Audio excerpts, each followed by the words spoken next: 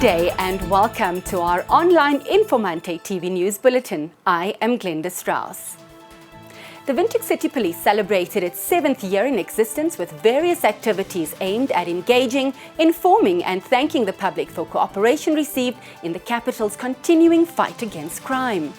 The City Police took members of the public and community members involved with local community policing initiatives on a tour through the Data Management Centre, the Control Room and the CCTV monitoring rooms.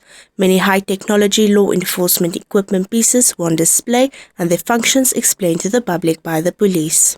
So it's always good for members of the public to at least acquaint themselves with the operations of the City Police. Following a parade on Monday, outgoing City Police spokeswoman Helena Mutsang spoke to Informante News about the celebrations. Well, on Friday evening we kicked off really with a patrol. We generally have a patrol on Friday evenings because we form part of a radio channel that does a radio reality police programs. On Saturday we had an open day here at our head office where we had visitors from the public. Anybody was really welcome to come and observe what we do, how we do it, how does our control room function, how does the CCTV camera monitoring function, and all those kind of things. Just really to open ourselves up and show the community what it is that they're paying for when they pay their rates and taxes, because really that's what funds the Windhoek City Police. Fuel supply to the capital was saved from crises this week when drivers from the main Unitrans depot on the outskirts of Windhoek returned to work after refusing to get behind the wheel on Monday morning. Unitrans is a major road logistics company which supplies much of the fuel delivered to Puma, Engine and Shell service stations around the country. The strike was sparked by the letters handed to the drivers last week, informing them that overtime payments had been recalculated and some now owe the company money. According to one driver, the issue of overtime payments and calculation has long been a bone of contention. Some 20 drivers from the Windhoek depot did not work on Monday or Tuesday despite reporting for duty. General Secretary of the Namibia Transport and Allied Workers Union, John Kwedi, assisted with the negotiations and advised that the dispute should be solved by the company and its workers and not through a strike. On Tuesday, Unitrans sent its top human resource manager and an internal auditor from South Africa to rescue the situation. The drivers returned to work after the South African team accepted that overtime and payslips issued in recent months are wrong.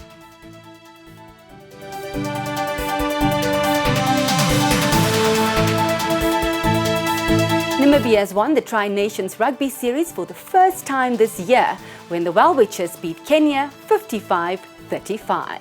The Namibia-Kenya game last Saturday delivered some historical moments. South African referee Jonathan Kaplan ended his professional career after refereeing his 70th Test match during the final of the TriNations series between Namibia and Kenya. Afterwards, the Well-Witchers donated a Namibian rugby jersey signed by all players to Kaplan as a vote of appreciation. Spending time with somebody like Jonathan Kaplan is really great because he tells you little things, very little things which you can just adjust and make you a very great referee. 18-year-old Chris Aris was given the opportunity in the second half to play his first Test match for Namibia. Aris is the youngest player ever to represent his country on the rugby field. It was a huge honour and I'm glad I could do it at this young age and just move forward in the future.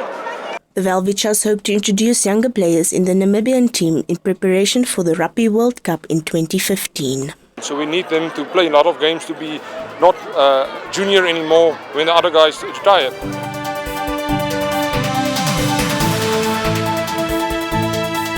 The Brave Warriors played to a goalless draw against Mozambique in an international friendly at the Sam Nujoma Stadium on Wednesday evening.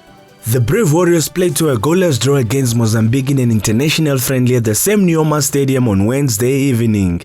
Warriors captain Ronald Kashiere said his team played well but lacked the creative ability to unlock the Mozambican defense. It's just one of those days, one of those games where you play with a very organized defense. And when they sit that deep, we need to take shots, but which we did not. We're supposed to take more shots more often than what we did tonight. There were no shots on target, so it was a bit disappointing from that perspective. As a result, Warriors coach Ricardo Manetti switched Dion Hotto and Phineas Jacobs, but the two did not yield the desired results as the two continuously failed to provide decent crosses for their teammates. In the end, the Warriors once again lacked the drive to record a win. Thank you for watching. This is Informante News. I am Glenda Strauss.